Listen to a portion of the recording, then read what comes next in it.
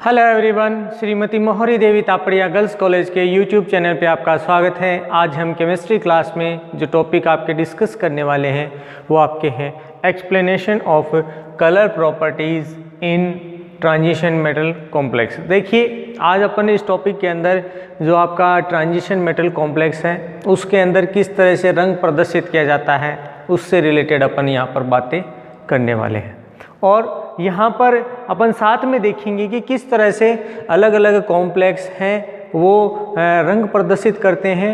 उन रंग प्रदर्शित करने के लिए उनके पीछे जो मेन कारण क्या है, उनमें कौन कौन सी ऐसी थ्योरियाँ हैं जो क्या करती हैं कि रंग हैं वो प्रदर्शित करेंगे, उनके बारे में अपना एक्सप्लेनेशन देती है।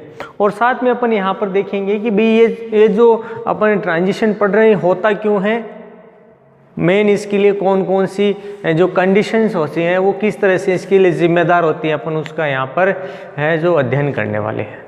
तो बताया गया है कि अपन कहें कि भी जो आपका ट्रांजिशन मेटल कॉम्प्लेक्स है, अपन को पता है कि भी ट्रांजिशन मेटल कॉम्प्लेक्स है।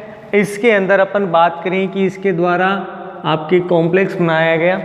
इस कॉम्प्लेक्स में अपन बात करें तो क्या बताएगी, जो कलर प्रॉपर्टी है, ठीक है, ये कलर प्रॉपर्टी इस ट्रांजिशन मेटल के लिए क्या होता है, मेन प्रॉपर्टी होती है। क्या होती है भाई, ये इसके लिए मेन प्रॉपर्टी है कि किसी भी ट्रांजिशन कॉम्प्लेक्स के लिए अपन कोई भी कंपाउंड देख लें, उस कंपाउंड के द्वारा क्या किया जाएगा, कलर शो किया जाएगा। अब बात करते हैं कि कलर तो हुआ, तो कलर के लिए मेन आपके जिम्मेदार होता है यहाँ पर कि भी इसमें किसी न किसी प्रॉपर्टी का ट्रांजिशन हुआ है। मतलब अपन जनरली यहाँ से ये किसके लिए बात कर रहे हैं, इलेक्ट्रॉन के लिए, कि यहाँ पर किसका इलेक्ट्रॉन बात की गई है, आपके इलेक्ट्रॉन के। कभी इसमें जो ट्रांजिशन मेटल है इसमें ये चीज़ संभव होती है। अब दूसरी बात करते हैं कि भाई अपन ने ट्रांजिशन इलेक्ट्रॉन का बता दिया कि भाई इलेक्ट्रॉन का ट्रांजिशन यहाँ पर हो रहा है, तो अब हो किस में रहा है, जनरली सवाल यहीं से उठता है। तो यहाँ पर ये किसके लिए अपन बात कर सकते हैं कि आपके जो डी ऑर्बिटल्स की मेटल है। और डी ऑर्बिटल्स के अंदर अपन ने देखा था कि जनरली इसमें 5 तरह के ऑर्बिटल्स होते हैं जो जनरली आपके 2 पार्ट के अंदर क्या होती है, आपकी डिवाइड हो जाती है, ठीक है। और अपन इनको अलग अलग ट्रांजिशन के आधार पर इसको बात करते हैं। तो अब देखिए, इस थ्योरी के आधार पर अपन जनरली थोड़ा बहुत यहाँ से अपने को एक पता चल गया कि भाई अपन को डी कक्षकों में ही ट्रांजिशन देखना है इलेक्ट्रॉन का, और साथ में बात करें कि भाई इलेक्ट्रॉन इनमें से एक से दूसरे में जाएगा। साथ में बात करें कि कोई लो एनर्जी का होगा, कोई हायर एनर्जी का ऑर्बिटल होगा। तो अब देखिए, यहाँ पर कलर प्रॉपर्टी को समझाने के लिए यहाँ पर आपके जो 2 सिद्धांत हैं जनरली आपको यहाँ पर पढ़ने को मिलेंगे, जिसमें अपन फर्स्ट बात करें तो यहाँ पर फर्स्ट बोला जाता है डी ट्रांजिशन, डी संक्रमण।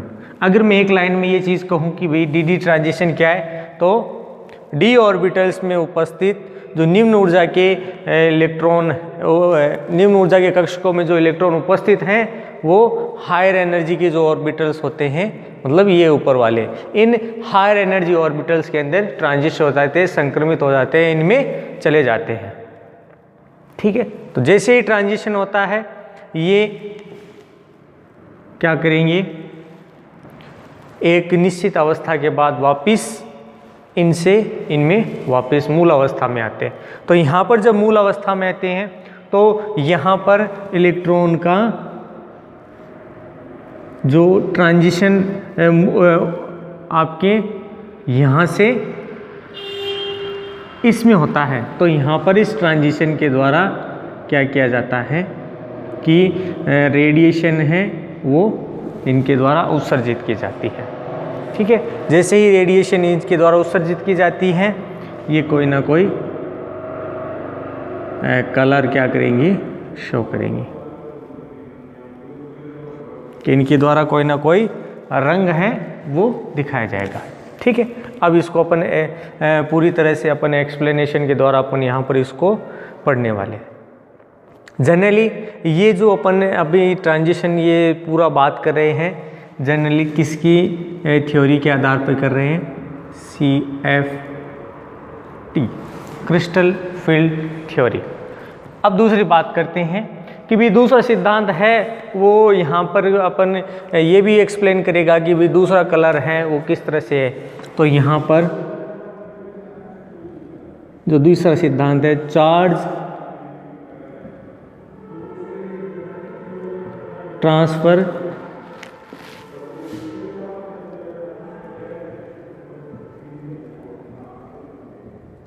ट्रांजिशन, कई बार इसकी जगह स्पेक्ट्रा भी नाम लिखा हुआ मिल सकता है आपको। ये जो थ्योरी पढ़नी है कि चार्ज ट्रांसफर स्पेक्ट्रा, मतलब यहाँ पर अपने को ये ध्यान में रखना है कि भी यहाँ पर चार्ज है वो एक अवस्था से दूसरी अवस्था में बदल जाता है, मतलब चार्ज है एक स्पीसीज से दूसरी स्पीसीज में चला जाता है। ये जनरली आपके इसमें ट्रांजिशन होता है। जनरली ये आपके दो तरह से ये संपन्न होता है, एक तो निम्न ऊर्जा वाले आपके कक्षक होंगे, ठीक है, और दूसरे आपके इसमें आपके हायर एनर्जी वाले, ठीक है। तो इसमें दो तरह से होगा। तो आज अपन जो इस पे टॉपिक के अंदर जो डिस्कस करने वाले हैं वो जनरली अपने का जो डीडी ट्रांजिशन है वही आपको देखने को मिलेगा। और देखिए मैं यहाँ पर आपको डीडी ट्रांजिशन से रिलेटेड ही यहाँ पर क्यों बता रहा हूँ, मेन इसका कारण क्या है कि इससे रिलेटेड आपके जो फाइनल है इसके अंदर आपके एक आपके प्रैक्टिकल का रिलेटेड भी इसमें क्वेश्चन है, तो उसको भी अपन यहाँ पर देखेंगे। देखिए प्रैक्टिकल के अंदर कई बार सवाल पूछा जाता है कि जो कॉपर सल्फेट है उसका लाइट आपके ब्लू कलर आता है, जबकि आपके इसमें कॉपर सल्फेट का जो अमोनिया युक्त विलयन है वो डार्क ब्लू कलर आता है। उसमें मेन कारण क्या होता है, तो यहाँ पर उसका मेन कारण इसी के द्वारा ही एक्सप्लेन किया जाता है कि वहाँ पर electron high energy lower energy से हायर एनर्जी के अंदर जनरली ट्रांजिस्ट हो जाते हैं। तो अब देखिए अपन बात करते हैं डीडी ट्रांजिशन। तो देखिए सबसे पहले अपन इसमें बात करें डीडी ट्रांजिशन के लिए भी डीडी संक्रमण क्यों होता है, किस तरह से होता है। तो जनरली अपन ये जो डीडी ट्रांजिशन है वो किस पे पढ़ते हैं, CFT। और इस CFT के द्वारा अपन ने जो इसका ट्रांजिशन है उसका एक्सप्लेनेशन अपन ने आसानी से देख रखा है कि भी इसके द्वारा ही क्या किया जाता है कि यहाँ पर CFT के द्वारा इसको एक्सप्लेन किया जाए किस तरह से डीडी ट्रांजिशन होता है। जनरली अपन ने यहाँ पर एक एग्जांपल लेता TiS2 का होल +3। ये जो एग्जांपल है इस एग्जांपल के लिए अपन ने क्या किया था कि आपकी डीडी ट्रांजिशन किस तरह से होता है, उसमें किस तरह से एब्जॉर्प्शन स्पेक्ट्रा है वो बनता है, उसकी स्टडी करके अपन ने पूरा एक्सप्लेनेशन किया था। तो यहाँ पर जनरली अपन इसमें इस तरह से कह सकते हैं कि आपका इसमें ट्रांजिशन है वो इस तरह से हो रहा है। अब देखिए यहाँ पर अपन डीडी ट्रांजिशन के लिए एक्सप्लेनेशन करें, क्योंकि अपन ने जनरली ये तो बता दिया कि भी इसके द्वारा अपन ने दो चीज़ें पढ़ ली, एक तो इसका एक्सप्लेनेशन पढ़ लिया था और साथ में CFT वो डीडी ट्रांजिशन को एक्सप्लेन कर रही। अब यहाँ पर बात करते हैं अपन मेनली डीडी ट्रांजिशन कि यहाँ पर जो डीडी ट्रांजिशन है वो कब संपन्न होता है। तो अपने को पता है कि जब आपका सेंट्रल एटम, ठीक है, किसी लिगेंड के संपर्क में आता है या उसे इंटरेक्ट होता है, उसके साथ जुड़ता है। तो यहाँ पर क्या बताया गया है कि इसमें जो इसके d ऑर्बिटल्स होते हैं, किसके,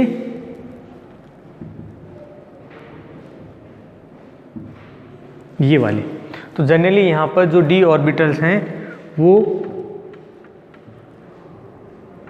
डीजेनरेसी क्या करते हैं, प्रदर्शित करते हैं। यानी इसे हम क्या कह सकते हैं, समभ्रष्टता कह सकते हैं।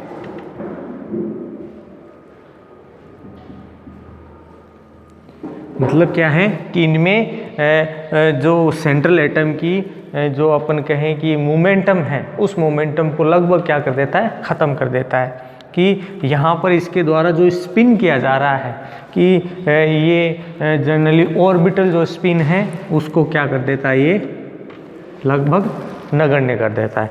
तो क्या करता है कि डीजेनरेसी उसकी समाप्त हो जाती है, समभ्रष्टता समाप्त हो जाती है। तो यहाँ पर क्या बताया गया है कि जनरली जो d ऑर्बिटल्स के अंदर स्प्लिटिंग होगी,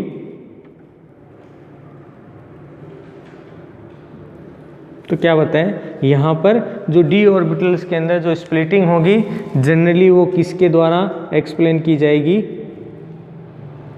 जियोमेट्री के द्वारा।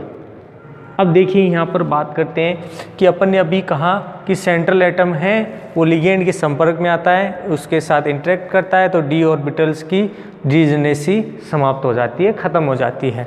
अब यहाँ पर जो d ऑर्बिटल्स हैं उनमें स्प्लिटिंग मेनली जो जियोमेट्री है उसके आधार पर ही क्या की जाएगी, एक्सप्लेन की जाएगी। अब यहाँ पर ये जो जियोमेट्री है वो दो तरह से है। एक मैं कह दूँ कि भी यहाँ पर जियोमेट्री एक तो ऑक्टाहेड्रल टाइप से है, अष्टफलकीय टाइप से आपकी जियोमेट्री है, तो यहाँ पर स्प्लिटिंग अलग तरीके की होगी। हालांकि ये चीज़ अपन पहले डिस्कस कर चुके हैं। दूसरी बात करें अपन यहाँ पर टेट्राहेड्रल टाइप। अब देखिए अगर टेट्राहेड्रल टाइप ज्योमेट्री बनाई जाएगी तब क्या बताया गया है कि इसमें जो है इसके जस्ट विपरीत इसमें ऑर्बिटल्स का फॉर्मेशन किया जाएगा। अभी यहाँ पर मैं एक छोटी सी डिस्कशन करूँ कि ऑक्टाहेड्रल है जनरली उसमें d ऑर्बिटल आपके स्प्लिट होकर एक तो लोअर एनर्जी वाला T2g और एक हायर एनर्जी वाला Eg ऑर्बिटल फॉर्म करेगा। इसकी बात करें टेट्राहेड्रल, यहाँ पर भी स्प्लिटिंग होगी और स्प्लिटिंग होकर आपका T2 ऑर्बिटल हायर एनर्जी वाला ऊपर की तरफ और Eg क्या E ऑर्बिटल है वो नीचे की तरफ आपका लोअर एनर्जी वाला ऑर्बिटल बनाता है। तो ये जनरली टेट्राहेड्रल और ऑक्टाहेड्रल के अंदर मेन आपको अंतर ध्यान में रखना है। अब क्या बताया गया है, इसकी वजह से क्या है कि स्प्लिटिंग हुई, स्प्लिटिंग होकर ये दो भागों में विभाजित हो जाती है। तो यहाँ पर क्या आ जाता है, दोनों ही ऑर्बिटल्स के अंदर ऊर्जा का अंतर आ जाता है, मतलब d ऑर्बिटल्स के अंदर ही ऊर्जा का अंतर आ जाता है। तो d ऑर्बिटल्स में जैसे ही ऊर्जा का अंतर आता है इसके आधार पर अपन कह सकते हैं कि भी ये दो भागों में विभाजित हो गया। जनरली अपन ने जब स्प्लिटिंग दिखाई थी तो दोनों के बीच का मान अपन 10dq के लगभग जो मान है अपन उसमें एक्सप्लेन करते हैं और उसके आधार पर अपन ने अलग अलग ऑर्बिटल्स के लिए ऊर्जाओं के मान देखिए, उनमें अलग अलग जो इलेक्ट्रॉन डिस्ट्रीब्यूशन है वो देखा, उसमें आपका मैग्नेटिक मोमेंट देखा। ठीक है, तो अपन यहाँ पर अपन उसको डिस्कस न करके अब देखिए अपन बात कर रहे हैं किसके लिए, कलर प्रॉपर्टी के लिए। तो यहाँ पर बताएं, देखिए सबसे पहले अपन बात करें ऑक्टाहेड्रल कॉम्प्लेक्स के लिए। तो यहाँ पर क्या बताया गया है कि ऑक्टाहेड्रल कॉम्प्लेक्स स्प्लिट होकर दो तरह के ऑर्बिटल फॉर्म करेगा, T2g और Eg ऑर्बिटल, जिसमें T2g जो आपका ऑर्बिटल होगा, जैसे मैं यहाँ पे बनाऊँ ये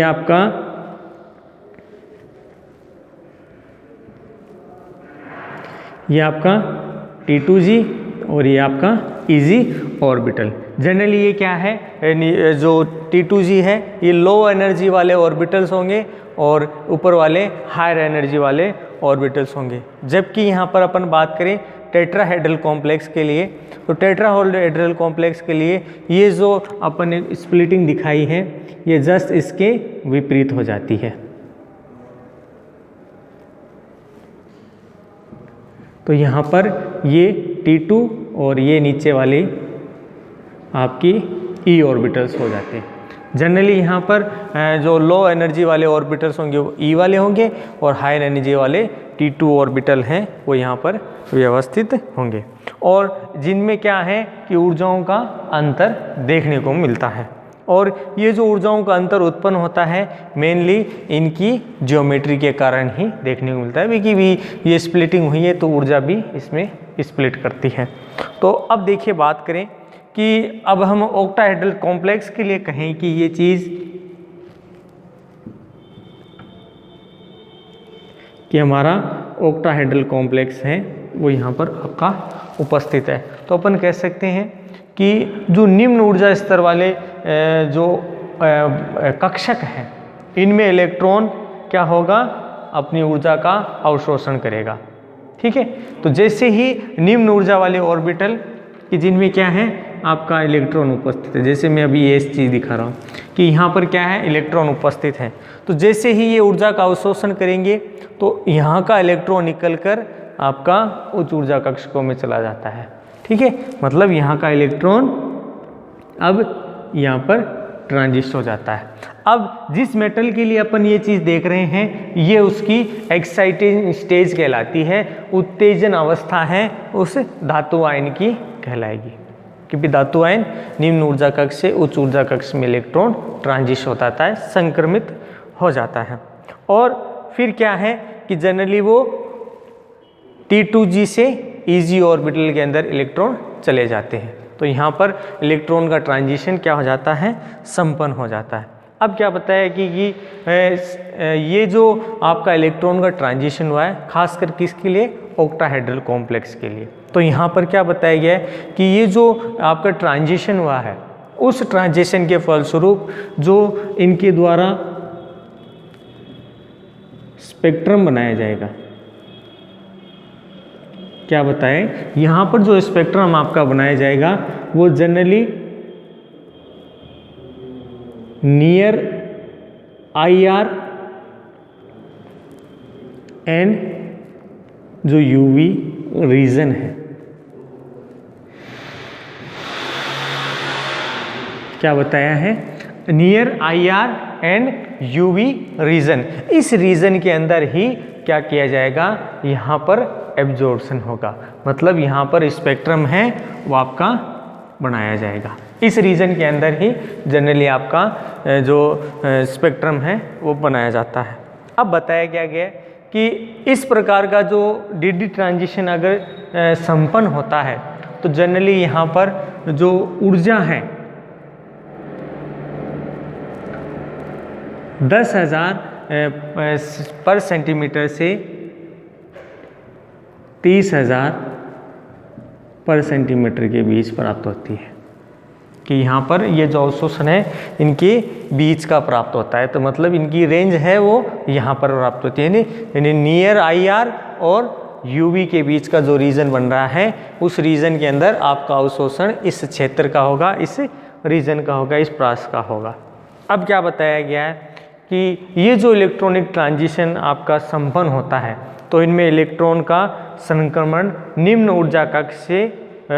ऊर्जा कक्ष वाले जो D ऑर्बिटल्स हैं उससे उच्च ऊर्जा वाले D कक्षकों में ऑर्बिटल्स के अंदर हो जाता है।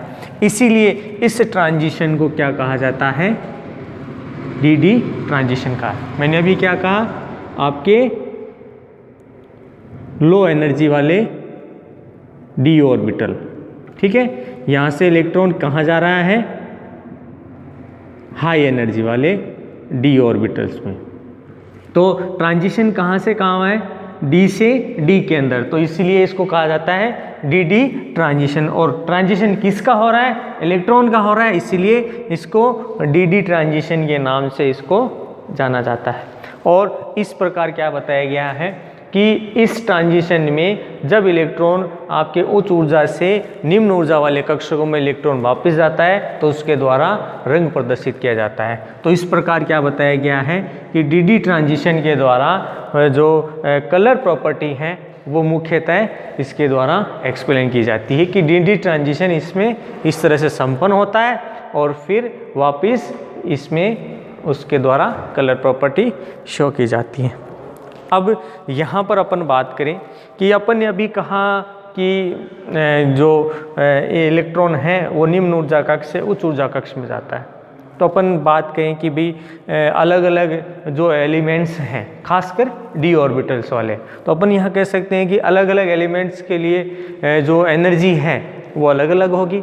तो क्या बताया गया है, इनके द्वारा जो ज्योमेट्री बनाई जाती है वो भी क्या होगी, अलग अलग होगी। अगर ज्योमेट्री भी अलग अलग आपके इसमें बनाई जाती है तो ख़ासकर आपको यहाँ पर जो चीज़ ध्यान में रखनी है कि यहाँ पर जो ऊर्जा का अंतर है वो भी ज़्यादा देखने को मिलता है। तो यहाँ पर जो कलर है वो भी क्या होगा, आपको अलग अलग भिन्न भिन्न देखने को इसमें मिलेगा। और ये जो अपन कलर प्रॉपर्टी से रिलेटेड डीडी ट्रांजिशन पढ़ रहे हैं, जनरली CFT के द्वारा क्या किया गया, इसका सफलतापूर्वक अपन कहें कि एक्सप्लेनेशन किया गया, जिसमें कोई लिगेंड है उसके द्वारा पहले तो उसको डिजेनरेसी किया जाता है आपके सेंट्रल एटम को, और उसके फलस्वरूप अलग अलग ज्योमेट्री द्वारा इसमें ट्रांजिशन है वो शो किया जाता है। और इस ट्रांजिशन के फलस्वरूप यहाँ पर जो इलेक्ट्रॉन है उनमें क्या देखने को नहीं मिलता कि एक दूसरे को कभी भी ओवरलैप नहीं करेंगे। ये खास बात है कि जब भी डीडी ट्रांजिशन होगा इसमें कभी भी इलेक्ट्रॉन एक दूसरे को ओवरलैप नहीं करता है। इसीलिए यहाँ पर जो ऑर्बिटल्स होंगे जनरली उनके अंदर जो आपके प्योर डी ऑर्बिटल्स होंगे वही इसके अंदर काम में आते हैं, जिसके फलस्वरूप आपके कलर प्रॉपर्टी शो की जाती है। तो डियर स्टूडेंट, ये था आपकी explanation of colour properties in transition metal complex, और उसमें जो फर्स्ट मेथड पढ़ा आपने डीडी ट्रांजिशन। डीडी ट्रांजिशन किस तरह से होता है, तो यहाँ से आपको जनरली एक्सप्लेन हो जाता है कि सेंट्रल एटम है उसके साथ लिगेंड इंटरेक्ट करता है और जिससे डी ऑर्बिटल की डीजेनरेसी ख़त्म हो जाती है, आपके लेफ्ट हो जाती है, जिससे स्प्लिट होकर जनरली ज्योमेट्री है वो दो तरह से फॉर्मेशन करती है। उसमें आपके ऑक्टाहेड्रल टाइप होगा, तब उसमें ईजी और T2G और ईजी ऑर्बिटल बनेंगे, और अगर टेट्राहेड्रल टाइप होगा तो T2 और E ऑर्बिटल आपके इसमें फॉर्म होगा। जनरली इनमें ऊर्जाओं का अंतर पाया जाता है, तो इस तरह से ऊर्जाएं अंतर देखने को मिलेगी। अब क्या बताएं कि अगर इनके द्वारा स्पेक्ट्रम फॉर्म किया जाता है तो generally near IR and UV region है उसके बीच का ही आपको यहाँ पर एब्जॉर्प्शन देखने को मिलेगा। और ये जो एब्जॉर्प्शन हो रहा है जनरली 10,000 पर सेंटीमीटर से 30,000 पर सेंटीमीटर के बीच की जो वैल्यू है वो वैल्यू आपको near IR and UV region के अंदर देखने को मिलती है, जिसमें इलेक्ट्रॉन लो एनर्जी से हायर एनर्जी के अंदर ट्रांजिशन होता है। तो जब ये डी ऑर्बिटल्स के अंदर ही हो रहा है इसीलिए इसको क्या बोला जाता है, डीडी ट्रांजिशन बोला जाता है। तो I hope you dear student आपको ये वीडियो पसंद आएगा। वीडियो को लाइक करें, शेयर करें और इससे रिलेटेड नोट्स बनाते रहें, और इस वीडियो को देखने के लिए धन्यवाद।